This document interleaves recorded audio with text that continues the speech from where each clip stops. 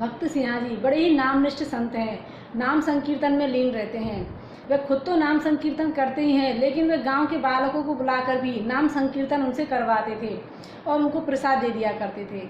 एक दिन संयोग ऐसा बना कि उनके पास प्रसाद नहीं था। वे नाम संकीर्तन बालकों से करवाते, वे घर चले गए। ऐसा 3 दिन तक लगातार चलता रहा और वे कीर्तन करके चले जाते, लेकिन उनके पास प्रसाद देने के लिए कुछ नहीं था। तो चौथे दिन भगवान को चिंता हुई और भगवान स्वयं ही एक बालक के स्वरूप में उनके यहाँ आते हैं, कीर्तन करते हैं और सभी कीर्तन करने वाले बच्चों को वे खूब लड्डू बांटते हैं। तो भगवान उनके स्वप्न में कहते हैं कि तू चिंता मत किया कर, जब प्रसाद नहीं हुआ करेगा तो मैं स्वयं प्रसाद लेकर आऊँगा और बालकों को बांट दिया करूँगा। अब तो वह निश्चिंत हो गए और प्रभु का कीर्तन करते और भगवान किसी न किसी रूप में उनके पास रोज आते थे।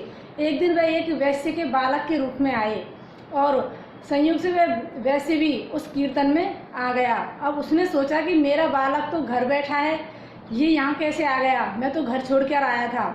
लेकिन वह जब इस बात का समाधान करता है कि बच्चा मेरा घर है या नहीं, तो वे घर जाते हैं और घर जाकर के देखते हैं तो घर पर भी बालक बैठा हुआ है।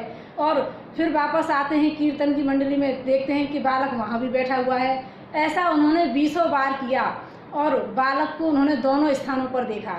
जब उनको इस बात का रहस्य नहीं मालूम हुआ तो उन्होंने उन सिन्हा जी भक्त से पूछा कि आप ये बताइए, मेरा बालक तो घर पर भी है और यहाँ पर भी, तो ये 2 जगह कैसे हो सकते हैं। कहा कि तुम ऐसा करो, अपने बालक को लेकर आओ। जैसे ही वह अपने बालक को साथ लेकर के आए तो वह जो मंडली में बालक बैठा था वह अदृश्य हो गया।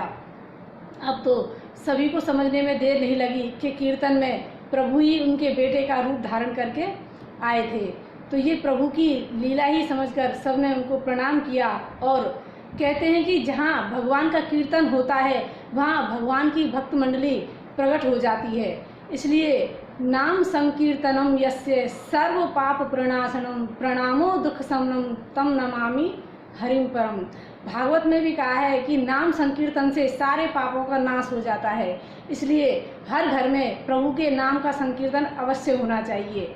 जब सांझ के टाइम आरती हो जाती है तब सभी को बैठ करके प्रभु का नाम संकीर्तन अवश्य करना चाहिए, चाहे 5 मिनट हो चाहे 10 मिनट, पर कीर्तन अवश्य होना चाहिए। कहते हैं कि प्रभु उस स्थान को देखकर बड़े प्रसन्न होते हैं और वहाँ वह आते भी हैं। इसलिए सभी को प्रभु का कीर्तन अवश्य करना चाहिए। जय श्री कृष्ण।